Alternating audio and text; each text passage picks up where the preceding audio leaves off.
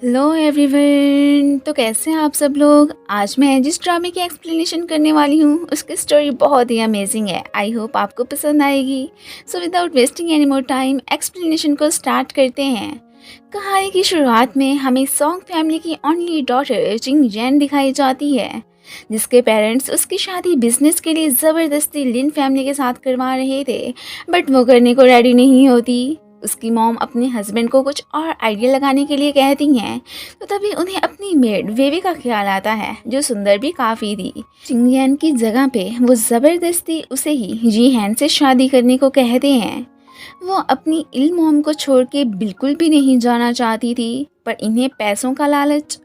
वो फोर्सफुली वेवे को रेडी करके लिन फैमिली की तरफ से आए बंदों के साथ फिर वहाँ से भेज देती हैं। वेवे को एक रूम में छोड़ के गार्ड साहब तो वहाँ से चले ही गए थे। अब ये तो रूम में एक लेटे हुए पर्सन को ही देखती है, जो कोई और नहीं बल्कि हमारा हीरो जी हैंड था। एक डिजीज़ की वजह से ना तो वो आंखें खोल पाता था और ना ही हिल। सो तभी तो चिंग मैडम पीछे हट गई। ये तो अब हंसने लगती है कि चलो अच्छा है, इतना इल है तो जल्दी मर जाएगा एंड इसकी सारी प्रॉपर्टी मेरी। मैं तो अपनी मॉम के साथ फिर बहुत ही ऐश करूँगी। अभी तो ये सब सोच ही रही होती है कि ऊपर से जी हैन की मॉम अपनी डॉटर इन ला को देखने आती हैं। वो बहुत ज़्यादा अच्छी थी। इसे देख के बहुत खुश होती हैं कि शुक्र है तुमने बाकी गर्ल्स की तरह मेरे बेटे को रिजेक्ट नहीं किया। साथ में उसे इसकी इलनेस का भी बताने लगती हैं कि डॉक्टर्स ने बताया है कि इसके ठीक होने के सिर्फ 1% ही चांस हैं। वेल वो इसे भी मिस नहीं करना चाहती थी। अपना फैमिली ब्रेसलेट देने के साथ साथ वो उसे यूज़ करने के लिए कुछ मनी भी देती हैं कि जितनी चाहे तुम शॉपिंग करो, तुम्हें कोई नहीं रोकेगा। अब उसके तो जी हैन को लेके ख्यालात बदल ही गए थे। नहीं, मुझे इसकी केयर करनी होगी डेली। वो तो फिर इसका बहुत ही अच्छा ख्याल रखती है एंड जब वो इसकी बॉडी वाइप कर रही होती है तो एक दफ़ा उसमें खो ही जाती है कि चाहे ये सो भी रहा है बट फिर भी कितना हैंडसम है। एंड देन उसी के शोल्डर पे टेक लगा के सो जाती है। इधर ये घर वाले परेशान के वेवे को गए काफ़ी दिन हो गए हैं, बट उसने हमें प्रोजेक्ट में प्रोग्रेस का नहीं बताया। उसी काम के लिए ही तो हमने उसकी लिन फैमिली में शादी कराई। अब ये चिंग जैन को वेवे को कॉल करने के लिए कहते हैं और वो कर भी लेती है कि काम का बताओ। वो तो आगे से कॉल ही डिस्कनेक्ट कर देती है कि आप लोगों ने बस यही बात करने के लिए मुझे कॉल की। अब ये परेशान के वेवे की तो वहाँ पे जाके पर ही निकल आए हैं। मॉम तो इसके लिए बहुत सारी शॉपिंग किए फिर रही थी और साथ में इसे घुमाने ले जाने का भी डिसाइड कर ही चुकी होती हैं। ये उन्हें कहती भी है कि इस सब की कोई ज़रूरत नहीं है, आप इतना कुछ तो मेरे लिए कर रही हैं। पर नहीं, उन्हें तो वे अपनी बेटी की तरह ही लगती थी। वो तो इसके लिए ये सब करके उल्टा बहुत ही ज़्यादा खुश होती हैं। सो स्वीट, ऐसी सासू माँ तो हर लड़की ही डिज़र्व करती है। वेल अगले दिन वेवे जैसे ही बाहर से घर आती है तो सामने से जी हैन को रूम में ना देख के बहुत ही परेशान हो गई थी कि ये किधर गया। उसे फिर पूरे घर में ही ढूंढने लग जाती है पर वो दिखाई नहीं देता। अब ये बहुत ही ज़्यादा अपसेट हो गई थी एंड फिर तो मॉम के सामने इमोशनल भी हो जाती है कि कहीं जी हैन की डेथ तो नहीं हो गई। वो कितना यंग था, इस एज में उसे मरना तो नहीं चाहिए था। अब मैं क्या करूँगी उसके बिना जी के। तभी ऊपर से जी हैन की एंट्री होती है कि कौन मरा, मैं तो ज़िंदा हूँ। अब ये शौक, वो कम्प्लीटली ठीक हो चुका था। इसे थोड़ी सी टेंशन तो होने लगती है कि अगर इसे पता चल गया कि मैं चिंग जैन नहीं बल्कि सॉन्ग फैमिली की मेड हूँ तो फिर क्या होगा। बेचारी बहुत ही कंफ्यूज हो गई थी। ये मन में सोचने लगता है कि मुझे जिंदा देख के ज़रूर डिसअपॉइंट ही हो गई होनी है, क्योंकि इसने तब वेवे की बातें सुन ली थी जब इसने इसके मरने के बाद प्रॉपर्टी लेने की बात इसी के सामने ही की थी। वेल अभी मॉम खुश हो के इन्हें रेस्टोरेंट ले जाने की बात करती हैं। वैसे भी आज जिहान सिर्फ वेवे की इतनी ज़्यादा केयर करने की वजह से ही ठीक हुआ था। खाना खाते हुए वो इसे वेवे को भी खिलाने के लिए कहती हैं कि तुम उसके हस्बैंड हो, उसका ख्याल रखो। मजबूरी में उसे खिलाना भी पड़ जाता है। साथ में इसने वेवे को लेके इन्वेस्टिगेशन करना भी स्टार्ट कर दी थी। रात को ये सोफे पे सोने की बात करती है तो वो कहता है कि वहाँ क्यों, मेरी वाइफ हो तो मेरे साथ बेड पे ही सोगी ना। इवन कि वो उसे बेड पे गिरा के टच करने ही लगता है कि वो ब्लश करती हुई फौरन से साइड पे हो जाती है। अब नेक्स्ट डे हमें फिर इसे पेंटिंग बनाते हुए ही दिखाया जाता है, जो कि ये मौसम को एंजॉय करते हुए बहुत अच्छी बना रही थी। पीछे से किसी के आने की आवाज़ सुन के ये उसे मॉम समझ के ब्रश पकड़ाने को कहती है। अब जैसे ही येहान की आवाज़ सुनती है तो चौंक जाती है। वो अब इसके फेस पे लगे पेंट को ही साफ करने लगता है, बट ये एक्सक्यूज़ करती वहाँ से भाग जाती है।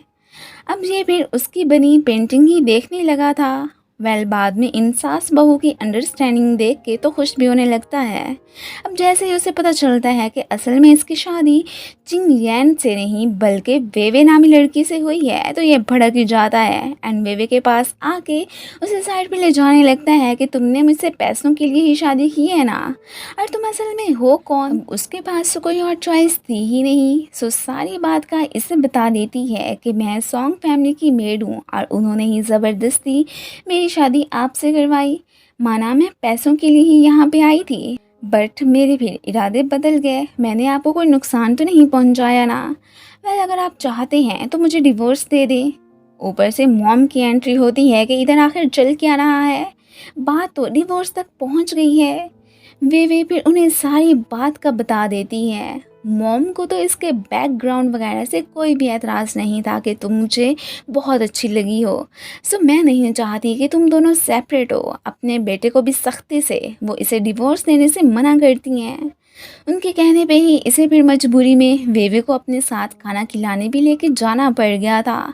लग तो साथ में वो काफ़ी गुस्से में ही रहा था।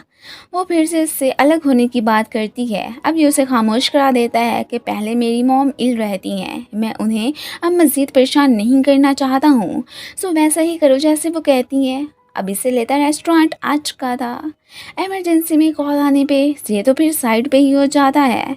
इतने में चिंग जैन की एंट्री अपने बॉयफ्रेंड के साथ होती है। वो इसे काफ़ी पॉइंट आउट करने लगती है कि तुम अपने ग्रॉस हस्बैंड को छोड़ के इस 5 स्टार रेस्टोरेंट में क्या कर रही हो, बड़े पर निकल आए हैं ना तुम्हारे। ये उसे खुद को कुछ भी कहने से मना करती है कि तुम अगर रिच फैमिली में पैदा हुई हो तो इसका मतलब ये नहीं कि किसी को इंसान भी मत समझो। वो तो इसे थप्पड़ मार देती है कि तुम्हारी मेरे सामने बोलने की हिम्मत भी कैसे हुई। अब तो इसके साथ साथ इसका बॉयफ्रेंड जो कि जी फैमिली से था इसे क्रिटिसाइज करने लगता है। इतने में जी हैन भी आ ही चुका था और वो इनसे पूछने लगता है कि आखिर तुम दोनों को क्या मसला है। चिंग यान समझती है कि शायद इसने अपना न्यू बॉयफ्रेंड बना लिया है, इसलिए उसे बातें सुनाने लगती है कि अपने ग्रॉस हस्बैंड को छोड़ के तुम क्या रंग रलियां मना रही हो, अपनी औकात में रहो, हो तो एक सर्वेंट की ही बेटी ना। और फिर इसके इन लाज को भी बातें सुनाने लगती है। तो अब ये उन्हें कुछ भी बोलने से रोकती है कि ये ना हो कि तुम्हें अपने वर्ड्स बोलने पे बाद में पछताना पड़ जाए। इससे पहले कि वो इधर उसे थप्पड़ मारती यीहान उसे रोक लेता है। यहाँ पे अपनी बेबी गर्ल की साइड तो ये चमचा भी लेने ही लगता है। इसने तो उसका गिरीबान ही पकड़ लिया था। फिर यीहान उसे छुड़ा के उसका हाथ ही पकड़ लेता है। अब ये उस पर गुस्सा करने लगता है कि तुम जानते भी हो कि मैं कौन हूँ, मेरे डैड बहुत जल्दी प्रेसिडेंट बनने वाले हैं, तो देखना फिर मैं तुम्हारा क्या हाल करूँगा। इतने में इसके थर्ड अंकल की एंट्री होती है। उन्हीं के साथ ही इसकी मीटिंग थी। वो जून को जोर का चांटा मारते हैं कि तुमने अभी जिससे बदतमीजी की है वो लिन फैमिली के यंग मास्टर यीहान है, अभी माफ़ी मांगो इनसे। यीहान ने तो अब इसके डैड को प्रेसिडेंट ना बनाने का ही डिसाइड कर लिया था। ये मैडम शॉक के क्या ये था यीहान जिससे मैंने शादी से इनकार किया, हाय कितनी बड़ी भूल हो गई मुझसे, ये कितना हैंडसम है। ये तो बहुत ही गुस्से में लग रहा था और अंकल की खातिर ही फिर इसे यीहान से अपोलोजाइज भी करना पड़ता है। वो तो दोनों को ही हरगिज़ माफ़ नहीं करने वाला था। इन पे थोड़ा बहुत गुस्सा करने के बाद यीहान सिक्योरिटी गार्ड से कह के इन्हें फिर इस प्लेस से ही निकलवा देता है। आज अपनी इतनी साइड लेने और प्रोटेक्ट करने पे वे फिर उसे थैंक्स कहती है। वो इट्स ओके कह देता है, आखिर को अपनी वाइफ के लिए ही तो उसने ये सब किया था। फर्स्ट टाइम ही वो इतने आलीशान रेस्टोरेंट आई थी, इसलिए खाने में उसे थोड़ी सी दिक्कत होती है। तो ये बात नोट करके फ़ौरन से ही ये फिर उसकी हेल्प करने आ गया था। एंड देन उसे किस भी कर लेता है। इधर जून साहब चिंग पे गुस्सा के तुम्हारी वजह से ही आज मैं इतना जलील हुआ हूँ, ऊपर से डैड की सीट भी गंवा बैठा। चिंग ने सोचा ही नहीं था कि ये लड़का ऐसा निकलेगा। वो तो इस पे भड़कती हुई फिर वहाँ से चली जाती है। अब इतना कुछ अपने साथ होने के बाद ये कैसे चुप बैठ सकता था, इसलिए किसी को कॉल करके एक काम निपटाने का ऑर्डर देता है। ये दोनों बाहर आ ही गए होते हैं कि तभी जिहान को साइड पे होना पड़ता है। अब एक पर्सन इसे अकेला देख के अटैक ही कर देता है। ये अपने असिस्टेंट को उस पर्सन का पता कराने का कह के फ़ौरन से वेवे को लेता फिर हॉस्पिटल ही आ गया था। अभी ये मेडिसिन लगा ही रही होती है कि ऊपर से मॉम परेशान होती हुई आ जाती हैं कि तुम्हें क्या हुआ, और साथ में अपने बेटे पे गुस्सा भी करने लगी थी कि तुम तो इसे अपने साथ खाना खिलाने लेके गए थे ना, तो फिर ये सब कैसे हुआ? क्या तुम अपनी वाइफ को प्रोटेक्ट नहीं कर पाए? शर्म करो, कुछ शर्म। अब अचानक उसे कॉल आ जाती है तो वो वेवे और मॉम से एक्सक्यूज़ करता फिर वहाँ से चला जाता है। मॉम तो इसे परेशान देख के इसका दिल ही बहलाने लगी थी। इसने वेवे को हिट करने वाले पर्सन को पकड़ लिया था, साथ में उसकी खूब दुर्गत भी बनाता है। ये काम जून का ही था। अब इससे अपोलोजाइज़ करने लगता है कि बस एक बार माफ़ कर दो, आइंदा कभी कुछ नहीं करूँगा। पर नहीं, ये उसे पहले ही बड़ी मुश्किल से एक छोटा सा चांस दे चुका था, बट अब तो बिल्कुल भी नहीं। वेवे हॉस्पिटल से डिस्चार्ज हो चुकी होती है। बाहरी से खड़े देख के एक लड़की तो इससे फ्लर्ट करने लगी थी, इवन कि इसका नंबर भी मांगने लग जाती है। पहले तो ये इसे इग्नोर करता है, बाद में वेवे को देख के शौकिया मार के उसे बताता है कि मैं तो मैरिड हूँ, सो सॉरी। लिफ्ट में जाते हुए ये तो उसे उसी लड़की को लेके फिर छेड़ने ही लगी थी, तो तब जिहान उसे फिर चुप रहने को कहता है। अब वो फिर उसे इतने क्लोज देख के वहाँ से खिसक जाती है। बाद में इसे चिंग की कॉल आती है जो इसे मिलने के लिए अभी के अभी एक रेस्टोरेंट बुलाती है। इसका इरादा मॉम के साथ कहीं जाने का था। वेल फिर उनसे एक्सक्यूज़ करती वहाँ से चली जाती है। ये मैडम उसे जिहान से डिवोर्स लेने की बात करती है कि अब मैं ही उससे शादी करूँगी, तुम उसे डिज़र्व नहीं करती हो। जिहान जो कि एक मीटिंग के सिलसिले में इधर आया था, पीछे खड़ा इनकी बातें सुनने लगता है। इसने तो उसे साफ इनकार कर दिया था कि मैं क्यों जिहान को छोड़ूं, वैसे भी वो तुम जैसी गर्ल्स में बिल्कुल भी इंटरेस्टेड नहीं है। वो सिर्फ और सिर्फ मुझे ही लाइक करता है, उसने मुझे डिवोर्स देनी ही नहीं है। अब ये गुस्सा होकर उसे थप्पड़ मार देती है कि तुम्हारी मुझे इनकार करने की हिम्मत कैसे हुई। अब की बार ये भी चुप नहीं रहती, अपना पूरा बदला उससे लेती है। अब फिर जिहान इनके बीच आ ही गया था। वो चिंग को डांटने ही लगता है कि तुम्हें मेरी वाइफ को कुछ कहने की हिम्मत कैसे हुई, एंड नेक्स्ट टाइम के लिए उसे इससे दूर रहने के लिए वार्न भी कर देता है। फिर वेवे को लेता साइड पे ही जाने लगा था। आज तो वो इसे बहुत ही ज़्यादा इम्प्रेस हो जाती है। कहीं ना कहीं तो उसके दिल में इसे लेके फीलिंग्स डेवलप हो ही चुकी थी। घर पे डैड परेशान कि जिहान ने हमसे कॉन्ट्रैक्ट ख़त्म कर लिया है, अब हमारा क्या बनेगा। साथ में काफ़ी गुस्से में भी लग रहे होते हैं। उनकी सारी बातें चिंग मैडम सुन रही थी। अब उसे अचानक एक शैतानी आइडिया आता है कि वेवे की मॉम तो हमारे पास ही है ना, अब उसी का यूज़ करके हम वेवे को मज़ा चखाएंगे कि आखिर उसकी हमें धोखा देने की हिम्मत भी कैसे हुई।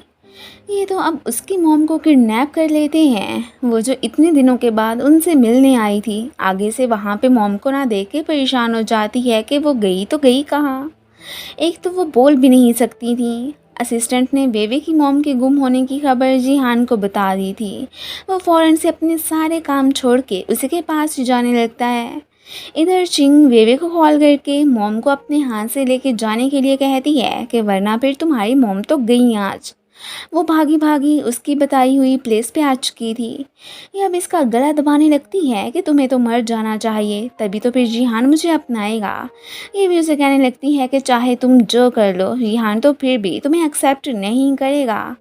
ये सुन के तो इसे और ही ज़्यादा गुस्सा आ जाता है। इतने में फिर जिहान भी लोकेशन ट्रेस वगैरह करवा के पहुंच ही आया था। वो इसे वेवे को छोड़ने के लिए कहता है, पर वो नहीं मानती। इवन कि अब वो इसे पनिशमेंट भी देने के लिए रेडी था। तभी अचानक फिर से ये वेवे को पकड़ के इसे छोड़ने के बदले में जिहान से बहुत सारी मनी मांगती है कि मुझे अभी के अभी वो सब चाहिए। वो भी देने को रेडी हो गया था कि प्लीज़ तुम वेवे को कुछ मत कहो। वो तो इसके लिए कुछ भी करने को तैयार था। इतने में पीछे पीछे से एक आदमी आके उसे पकड़ लेता है। वो तो अपने मिशन में कम्प्लीटली फेल हो चुकी थी, ऊपर से उसे सज़ा भी बहुत ज़्यादा मिलने वाली होती है। बाहर आके अपनी मॉम की और अपनी जान बचाने के लिए वो तो फिर इसे थैंक्स कहती है, और साथ में इतने केयरिंग हस्बैंड को पाके बहुत ज़्यादा खुश भी थी। मॉम घर पे इसे सही सलामत देख के रिलीफ फील करती हैं। साथ में उन्हें तो इसकी मॉम की भी फ़िक्र थी, बट रिहान उन्हें इसके लिए परेशान ना होने को कहता है कि उनको मैंने बहुत सारी सिक्योरिटी में एक अपार्टमेंट में शिफ्ट कर दिया है, अब कोई उन्हें कुछ नहीं कह पाएगा। रात को एक फ्रेंड कॉल करके अपनी बर्थडे पार्टी में इसे आने के लिए कहता है कि अपनी वाइफ को भी साथ ही लेते आना, पहले ही तुमने इतनी जल्दी शादी कर ली कि किसी को बताया तक नहीं। ये भी अब फिर वेवे के पास जाके उसे अपने साथ चलने को कहता है। फाइनली दोनों फिर वहाँ पे पहुँच आए थे। एक रेस्टोरेंट में ही इन्होंने सारा अरेंज किया था। वो तो इसकी वाइफ से अब फिर गपशप लगाने लगता है, इवन कि उसके साथ ड्रिंक करने भी। अब तो ये जेलिस होके उसकी बजाय खुद ही वाइन पीने लगा था। सो इतने में यीहान की एक्स गर्लफ्रेंड की एंट्री होती है, जो इतने अरसे बाद अब्रॉड से वापस आई थी। उसे देख के तो यीहान ज़रा भी खुश नहीं होता, और ये मैडम उसे सेड्यूस करने लगती है कि देखो मैं तुम्हारे लिए ही वापस आई हूँ। वो जब उसे अपनी वाइफ से इंट्रोड्यूस करवाता है तो ये शौक कि तुमने शादी कब की, मुझे पता ही नहीं चलने दिया। और बात करने के लिए वो इसे साइड पे ही लेके चली जाती है। इधर ये वेवे को हान के बारे में ही बताने लगे थे।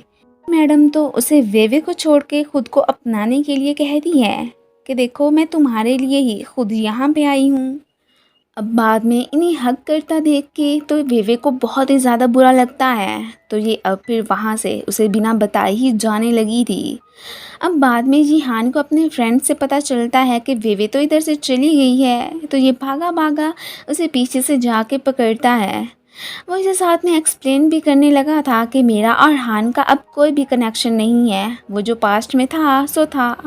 बट ये बिलीव करने को बिल्कुल भी राज़ी नहीं होती। घर में मॉम इसकी आइज़ रेड देख के सरप्राइज़ कि क्या जिहान ने तुम्हें कुछ कहा है। वो आगे से मॉम को कहता है कि मैंने इसे कुछ नहीं कहा।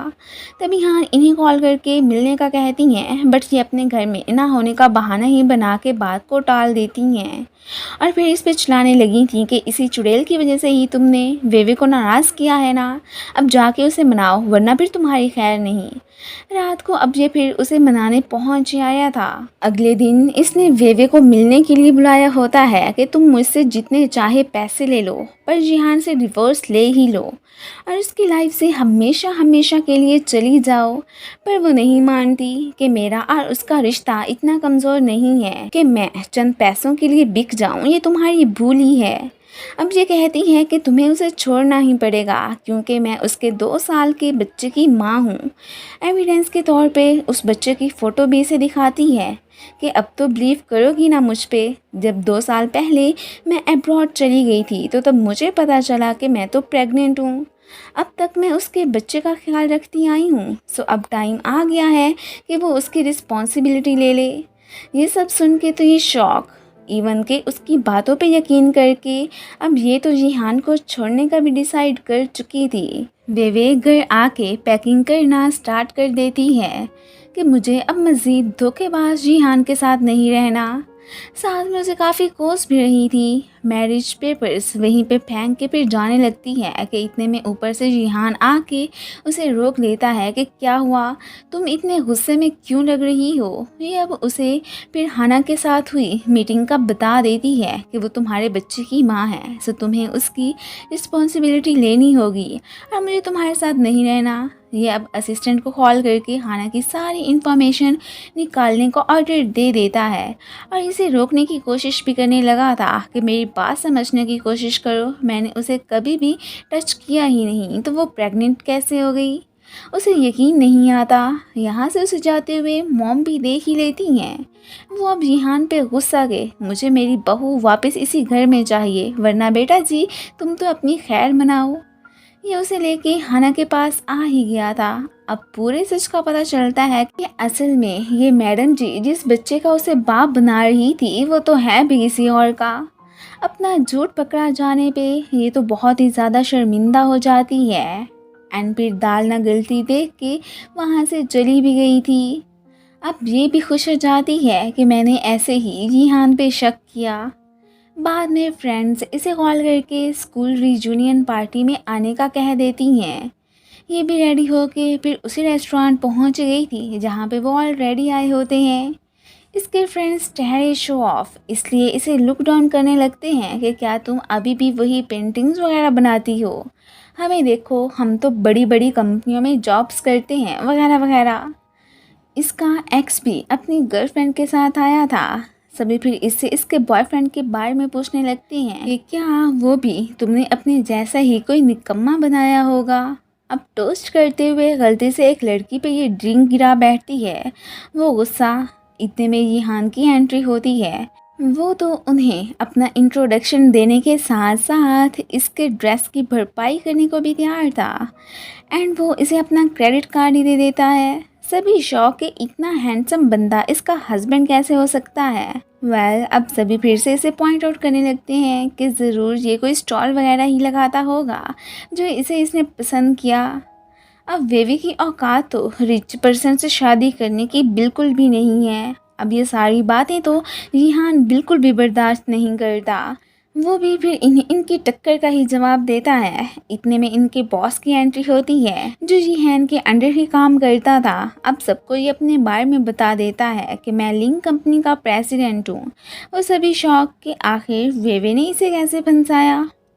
इसने तो इन सभी को ही जॉब से फायर करवा दिया था कि मेरी वाइफ को कुछ भी कहने का अंजाम तो फिर ऐसा ही होगा ना। वो अब वेवी को अपनी फेवर करने को कहते हैं पर वो नहीं करती कि जैसा करोगे वैसा ही भरना है एंड अपने पति के साथ वहाँ से चली जाती है। इन्होंने जो भी खाना ऑर्डर किया था उसका बिल इन्हें ही पे करना पड़ गया था जो कि बहुत ज़्यादा हो जाता है। अब इनके पास तो उतनी ज़्यादा मनी थी ही नहीं तो बॉस इन्हें जाके डिशेस वॉश करने को कहते हैं। ये सुन के तो सभी की शक्लें देखने वाली थी। आखिर जिहान को क्रिटिसाइज़ करने की हमसे तो बहुत बड़ी भूल हो गई। यहाँ से जाते हुए ये तो अपने एक्स के साथ सभी लड़कों को ही बुरा भला कहने लगती है कि सब के सब एक जैसे होते हैं। पता नहीं खुद को आखिर समझते क्या हैं। तब फिर जिहान का फेस लटक जाता है कि क्या इसने मुझे बाकी सब की तरह ही समझ लिया है। ऑफिस आके वो अब जेलिस भी फील करने लगता है कि कहीं वे अभी भी अपने एक्स को लाइक तो नहीं करती। ये आर्ट एग्जीबिशन में आई होती है। यहीं पे हमें फेमस पेंटर जू को दिखाया जाता है जो कि एक्चुअली में जिहान का कज़न भी था। इन्हें जल्द ही फ़ोटोशूट करवाने के लिए एक मॉडल चाहिए थी जो कि यहाँ पे होती ही नहीं है। अब ये वेवे को देख के इसकी हेल्प लेते हैं। वो ऑलरेडी ही जू की फ़ैन थी सो मना नहीं कर पाती एंड अपने आइडल के साथ फ़ोटोज़ बनाने लगती है। ये दोनों साथ में खड़े ही थे कि इतने में जिहान की नज़र इन पे पड़ जाती है। वो तो बहुत ही भड़क गया था कि ये मैडम मेरी बिना परमिशन के इधर क्या कर रही है और फ़ौरन से उसका हाथ पकड़ के वहाँ से चलने को कहता है। पर वो राज़ी नहीं थी कि मैं अपने आइडल के साथ ही तो मिली हूँ, उसके साथ फ़ोटो खिंचवाना तो मेरा शौक़ था, अब इसमें भला क्या बुराई है। ये चुपचाप उसे ग्रैंडपा के पास चलने को कहता है कि आज उनकी बर्थडे है सो अपना मूड अच्छा करो। इधर मॉम और ग्रैंडपा इन्हीं के आने का ही वेट कर रहे होते हैं कि तभी ये आ ही जाते हैं। वे स्पेशल ग्रैंडपा के लिए गिफ्ट भी लाई थी। तभी जू को देख के एकदम शॉक रह जाती है। अब उसे पता चलता है कि ये तो जिहान का कज़न है।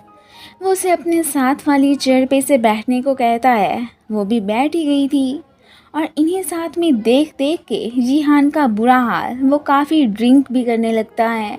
जिहान पहले ही काफ़ी जेलिस फील कर रहा होता है, ऊपर से ग्रैंडपा और मॉम इन्हें अब जल्द से जल्द नन्हा सा बेबी देने की बात करते हैं।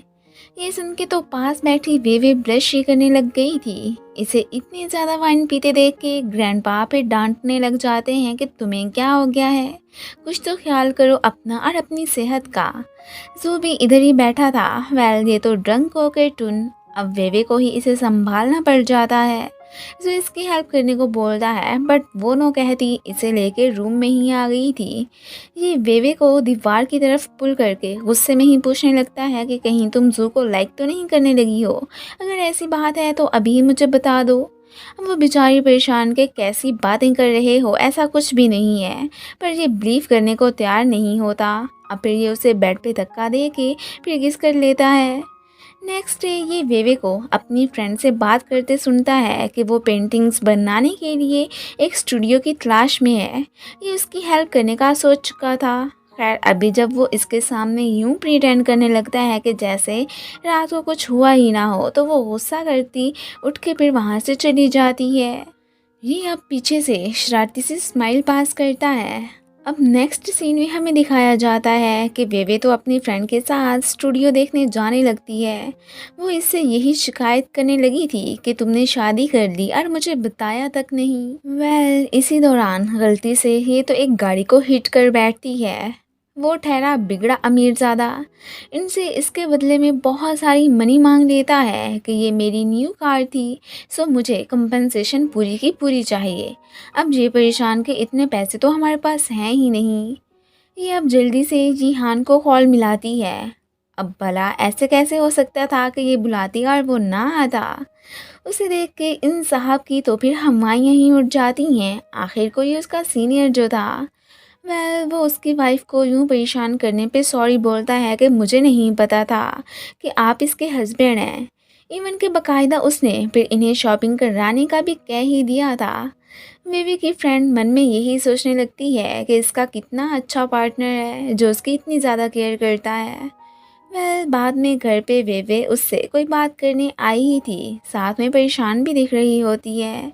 तभी अचानक चक्कर खा के गिर जाती है। अब ये फ़ौरन से डॉक्टर को कॉल करके घर आने को कहता है। इसे उसकी बहुत चिंता होने लगी थी। अब फिर अच्छे हस्बैंड की तरह उसे बेड पे जाके लिटा देता है। एक्चुअली में वेवे को ठंड की वजह से कोल्ड हो गया था। अगले दिन अपने कपड़े चेंज देख के ये तो उस पर आके भड़क जाती है कि मेरी परमिशन के बगैर आपने ऐसा क्यों किया। वो उसका हस्बैंड था, कुछ भी कर सकता था। इसकी ड्रेसिंग तो उसने मेड से कह के ही चेंज करवाई थी। तभी इसे याद आता है कि अरे आज तो जीहान की बर्थडे है और तो कुछ नहीं कर सकती थी, इसलिए बकायदा उसके लिए नूडल्स भी बना के लाती है जो कि ये मिनटों में खा ही गया था। ये देख के वो स्माइल करने लगती है। फिर कोइंसिडेंटली उसकी मुलाकात जू से हो जाती है। जब उसे पता चलता है कि इसे स्टूडियो के लिए एक प्लेस की तलाश है, तो वो उसका अरेंज कर देता है। एंड बदले में वो तो इसे अपने साथ अपनी बर्थडे सेलिब्रेट करने को बोलता है। अब उसने उसकी इतनी ज़्यादा मदद की थी तो वो भी मना नहीं कर पाती। इधर इसने वेवे के लिए एक जगह बुक करवा ली थी और ऑनर से उसी रेस्टोरेंट में ही मिलने जाने वाला था जिधर ये दोनों आए होते हैं। अब जैसे ही उसकी नज़र इन पे पड़ती है तो वो सरप्राइज़, साथ में जेलिस भी कि इतना हंस हंस के इसने मुझसे कभी बात नहीं की और इसके साथ होते हुए इसकी बत्ती से ही अंदर नहीं जा रही है। वो अब इसे अपने साथ चलने को बोलता है, बट ये उसे मना कर देती है कि जू क्या सोचेगा। इसने मुझे प्लेस दिलवा दी, सो फेवर में जस्ट मैं उसके साथ खाना खाने ही तो आई हूँ, अब इसमें क्या बुराई है। ये गुस्सा हो के जू को मारने ही लग जाता है कि तुम मेरी वाइफ से दूर ही रहो तो यही तुम्हारे लिए बेहतर होगा। एंड फिर वहाँ से चला जाता है क्योंकि वो तो इसके साथ गई ही नहीं थी। उसके जाते ही ये साहब इसे प्रपोज करने लगते हैं कि तुम तो ये हान को छोड़ के मुझसे ही शादी कर लो, मैं तुम्हें लाइक करने लगा हूँ।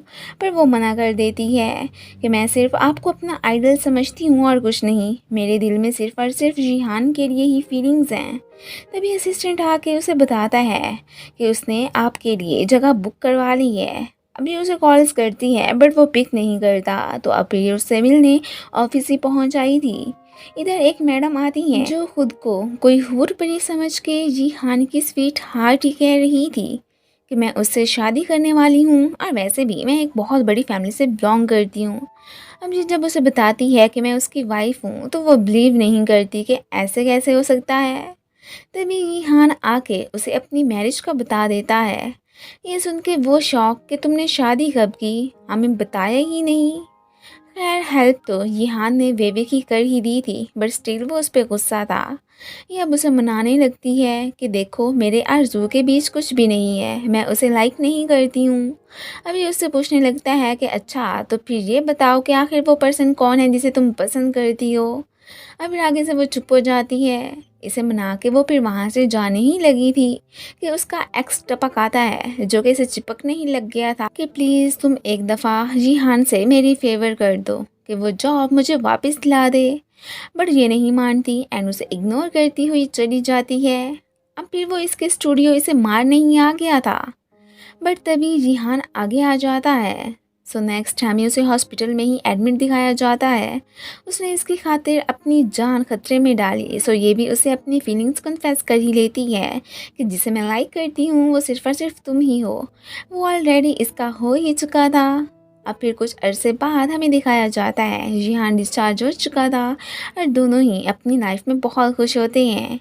यान को अब किसी की कोई परवाह नहीं थी कि कोई उसके बारे में क्या सोचता है और क्या नहीं, और इसे प्रॉपरली दिल से अपनी वाइफ एक्सेप्ट कर चुका था। मॉम को इन दोनों के लिए बड़ी खुशी होती है। एंड फिर इसी के साथ ही ये ड्रामा ख़त्म हो जाता है। Thanks for watching.